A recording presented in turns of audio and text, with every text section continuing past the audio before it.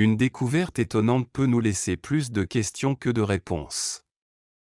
Dans cette vidéo, nous vous ferons découvrir des découvertes aussi incroyables qu'énigmatiques et nous vous expliquerons tout ce que nous savons à leur sujet. Numéro 1. Le manuscrit de Sibiu. En 1961, un professeur de l'université de Bucarest trouva un manuscrit ancien de 450 pages dans les archives de Sibiu, en Roumanie.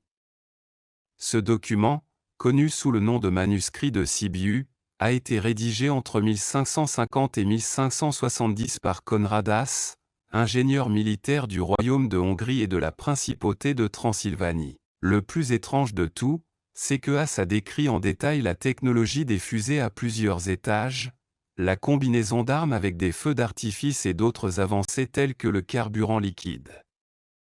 On pense que certaines de ces créations ont peut-être été testées, mais il n'existe aucune preuve documentaire de cela. Haas est considéré comme l'un des premiers à théoriser les fusées à plusieurs étages avant que Johann Schmidlapp ne les expérimente en 1590. Numéro 2. Les émojis pourraient un jour devenir la forme de langage la plus utilisée au monde, mais si vous pensez qu'il s'agit d'une invention moderne, nous avons une surprise pour vous. Le visage souriant est l'émoji le plus utilisé et le plus reconnaissable de tous, et il est facile de le reconnaître gravé sur le côté de cette cruche vieille de 3700 ans, trouvée à Karkemiş, en Turquie, en juillet 2017. La marque a été faite délibérément, et le style est presque identique au type de visage souriant que les gens dessinent aujourd'hui. Nous pensons qu'il s'agit officiellement du visage souriant le plus ancien du monde. La cruche était utilisée pour boire de la bière, il est donc très probable que celui qui l'a possédé associait l'objet à de bons moments et à du plaisir. Le visage souriant serait donc conforme à son usage à l'époque de la fabrication de la cruche.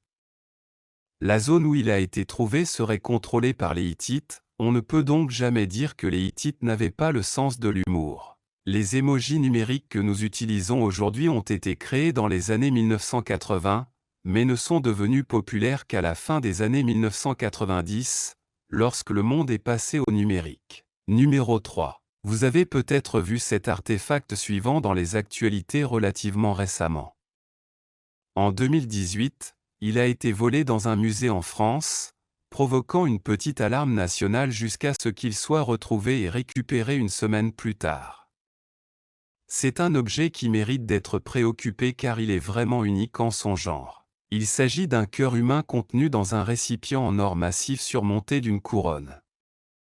Il s'agit du reliquaire doré du cœur d'Anne de Bretagne, qui a été restitué sain et sauf au musée de Nantes. Anne était une figure extrêmement importante de l'histoire de France, elle est la seule femme à avoir épousé 2 rois de France et a également réussi à épouser un empereur du Saint-Empire avant de mourir en 1514.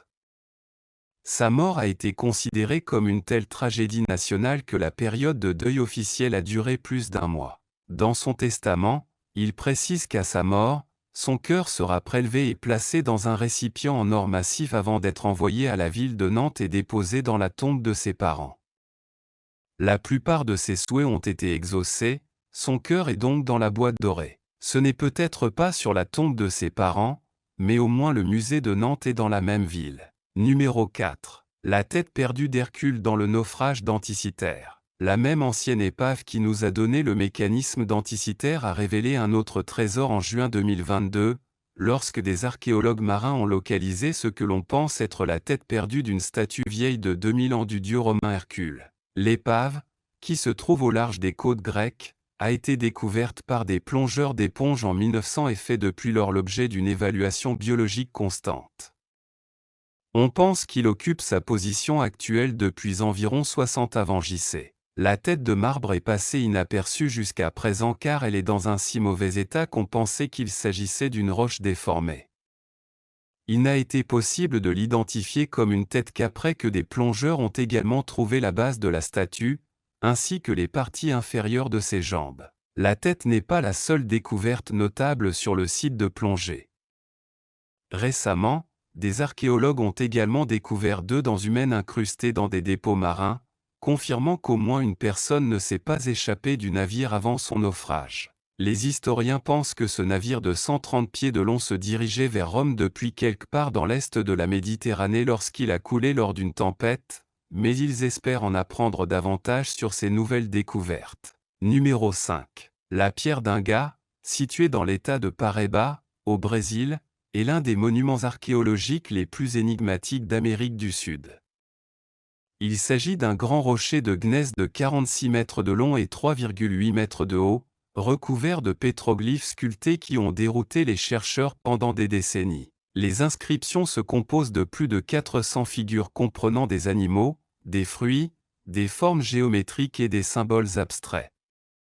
L'une des caractéristiques les plus intrigantes est un possible calendrier lunaire gravé dans la pierre, suggérant une connaissance avancée de l'astronomie par la culture qui l'a créée. L'âge des inscriptions est débattu, avec des estimations allant de 1000 à plus de 6000 ans. On ne sait pas avec certitude qui étaient les auteurs de ces sculptures, même si l'on pense qu'il s'agissait des peuples autochtones qui habitaient la région bien avant l'arrivée des Européens. L'interprétation des pétroglyphes est également diverse. Certains chercheurs pensent que les chiffres représentent un système d'écriture ou un langage codé, tandis que d'autres pensent qu'il pourrait s'agir d'une carte des étoiles ou d'un enregistrement d'événements importants. Numéro 6. Les Romains ont accompli quelque chose de remarquable à leur époque avec leur système complexe d'aqueducs et de plomberie. Bien qu'il ne s'agisse pas d'une invention originale, elle a été perfectionnée et est devenue une prouesse technique exceptionnelle. Ils ont construit de vastes systèmes de canalisation en plomb et en argile, d'égouts et d'aqueducs réputés pour leur prouesse technique, reconnus pour leur contribution à la santé publique et à l'assainissement. Les Romains ont été les pionniers des systèmes sophistiqués. Leur plomberie avancée se reflète dans des aqueducs monumentaux conçus pour transporter l'eau sur de longues distances jusqu'aux villes.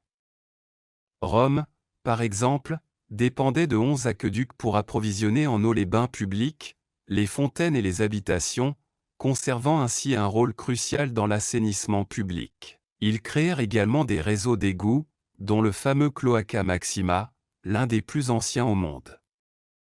Malgré ces résultats, ils ont sciemment utilisé des tuyaux en plomb, démontrant une mauvaise compréhension des risques pour la santé. Cette utilisation pourrait avoir contribué au saturnisme et certains spéculent sur son lien avec le déclin de l'Empire romain.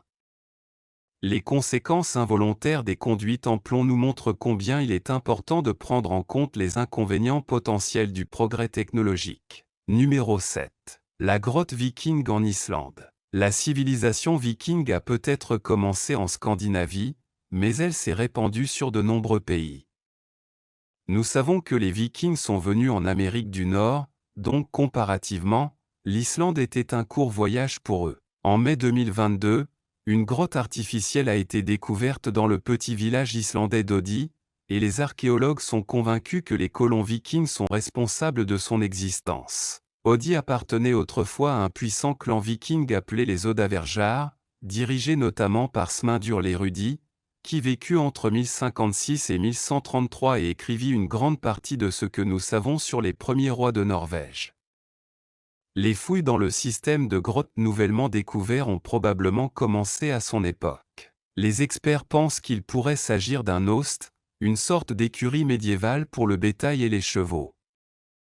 Le travail des archéologues à l'intérieur de la grotte est risqué car elle est taillée dans du grès tendre et pourrait s'effondrer à tout moment. Il y a probablement encore des découvertes à faire dans les coins les plus profonds de la grotte, mais trouver un moyen sûr de les explorer pourrait prendre du temps aux archéologues. Numéro 8. Site de banquet de l'âge du fer. Cuisiner des repas était une activité communautaire en Angleterre à l'âge du fer.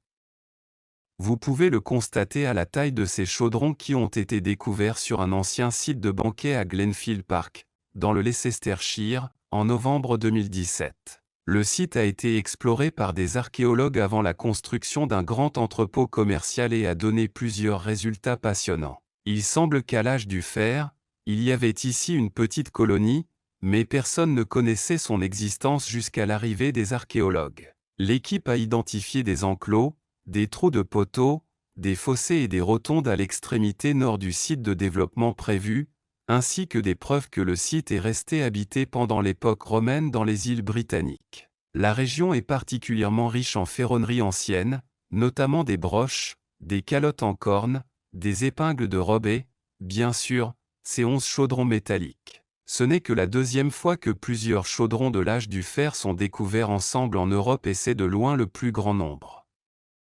Les chaudrons étaient disposés dans une tranchée circulaire autour d'un bâtiment, après quoi la tranchée était remplie, signifiant peut-être la fin des activités cérémonielles sur le site. Numéro 9. Hypogée de Al-Saflini. Il existe une grande variété de structures que les archéologues recherchent dans leurs recherches, selon la civilisation en question.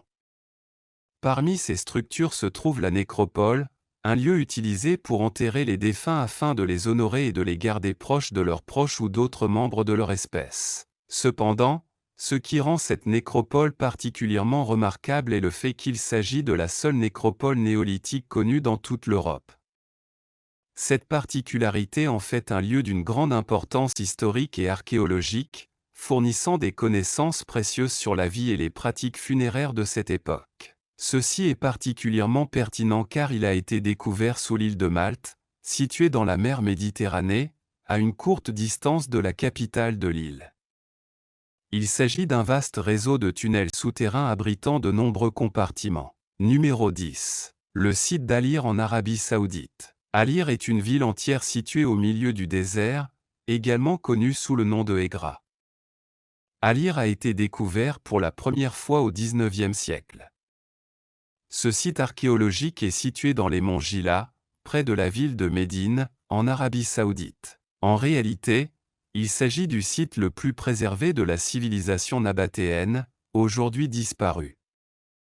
La ville était située sur la route de l'encens qui traversait la péninsule arabique il y a des milliers d'années, c'est pourquoi de nombreuses personnes de différents pays se sont arrêtées à Alir. Cela explique la variété de l'architecture de la ville, mêlant influences assyriennes et égyptiennes. Des textes ont été retrouvés gravés dans la pierre avec différentes langues anciennes comme le grec et le latin. Les Nabatéens furent de grands bâtisseurs, sculptant de nombreuses tombes aux façades sculptées, datant principalement du 1er siècle avant J.C. Ces découvertes permettent de mieux comprendre la civilisation nabatéenne, avec ses 111 tombeaux monumentaux, dont 94 aux façades décorées, et ses puits. Le site montre l'excellente architecture et la maîtrise des techniques hydrauliques des Nabatéens. La ville et les oasis voisines étaient approvisionnées en eau grâce à environ 130 puits creusés dans la roche, d'un diamètre allant jusqu'à 7 mètres et d'une profondeur allant jusqu'à 20 mètres. Ceux-ci fournissaient une source abondante d'eau potable. Numéro 11. La carte de Madaba. Qui n'aime pas une bonne carte? Nous aimons tous avoir une carte à portée de main, que ce soit pour nous repérer ou découvrir des lieux intéressants.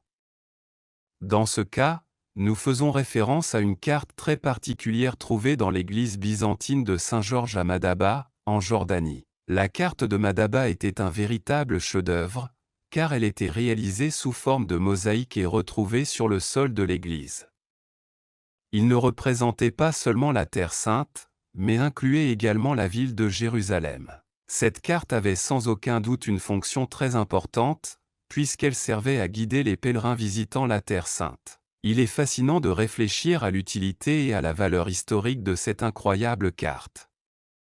Toutes les unités paysagères sont soigneusement étiquetées avec des explications en grec, qui était à l'époque une langue universelle grâce à l'héritage d'Alexandre le Grand. Cependant, au cours de l'histoire, malheureusement, certaines pièces de cette précieuse mosaïque ont été perdues ou même détruites, parfois à cause de catastrophes comme 2 incendies. La redécouverte de cette carte de Madaba n'a eu lieu que dans les années 1880, et pourtant des recherches approfondies ne lui ont été consacrées que plus de 10 ans plus tard. Compte tenu de l'incroyable attention portée aux détails lors de sa création, cela aurait sans aucun doute été un spectacle visuel absolu une fois terminé. Il est vraiment dommage que nous ne puissions jamais le contempler dans toute sa splendeur. Numéro 12. L'origine de la peste noire. Nous savons que la peste noire a été le fléau le plus meurtrier qui ait jamais frappé la planète. Nous savons également que la peste a culminé entre 1346 et 1352.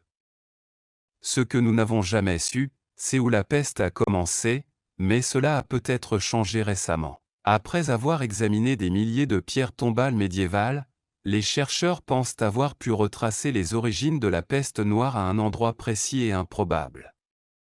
S'ils ont raison, tout a commencé près du lac Issyk-Kul, dans l'actuel Kirghizistan. Un nombre disproportionné d'inhumations ont eu lieu dans les cimetières voisins de Burana et de Karadzhigak entre 1338 et 1339, la cause du décès étant la peste. Les scientifiques ont ouvert les tombes de 3 de ces individus et ont identifié la bactérie de la peste dans chacun d'entre eux. De là, la peste a probablement atteint l'Europe occidentale à bord des navires marchands et a ensuite tué environ 50% de la population totale de l'Europe. Bien que l'on pensait autrefois que les rats étaient responsables de la transmission de la peste noire, il est désormais plus probable qu'elle ait été transmise par des puces infectées. Numéro 13. Tunnels souterrains européens. Les tunnels souterrains européens, connus sous le nom d'Erztal, constituent un réseau énigmatique de passages qui remonte à quelques 12 000 ans, à l'âge de pierre. Ils s'étendent sur tout le continent, de l'Écosse à la Turquie, et on estime qu'il y en a des milliers. La plupart sont étroites, mesurant à peine 70 cm de diamètre. Bien que peu d'études formelles aient été menées, on suppose qu'ils auraient pu servir d'abri ou d'itinéraire de voyage sûr. Le fait qu'il n'existe aucune explication définitive sur la raison pour laquelle les hommes des cavernes ont construit ce réseau de tunnels et comment ils l'ont fait a conduit à les considérer comme le dernier grand mystère de l'Europe. Certains pensent qu'ils ont été construits par des civilisations souterraines, tandis que d'autres affirment qu'ils auraient pu être utilisés comme protection contre les prédateurs ou comme voie de communication sûre pour les gens de cette époque. Numéro 14. La Statue de la Liberté, symbole emblématique de la liberté dans le port, est communément associée à l'immigration en raison de son emplacement près d'Ellis Island, lieu historique pour les immigrants. Cependant, ses origines racontent une autre histoire. Initialement conçu pour incarner l'esprit des Lumières, il porte un flambeau symbolisant l'illumination du savoir et une tablette marquant la date de l'indépendance américaine. Ce cadeau de la France commémore le centenaire de l'indépendance et renforce l'amitié entre les deux nations. Le lien entre liberté et migration s'est approfondi lorsqu'Emma Lazarus a écrit un poème qui trône sur le piédestal de la statue. La liberté est devenue la mère protectrice des exilés, élargissant le récit au-delà du symbolisme. Cette exploration de l'histoire de la statue nous rappelle que notre perception historique peut être façonnée par des idées fausses et nous pousse à aborder les récits historiques avec un œil perspicace qui reconnaît leurs couches complexes.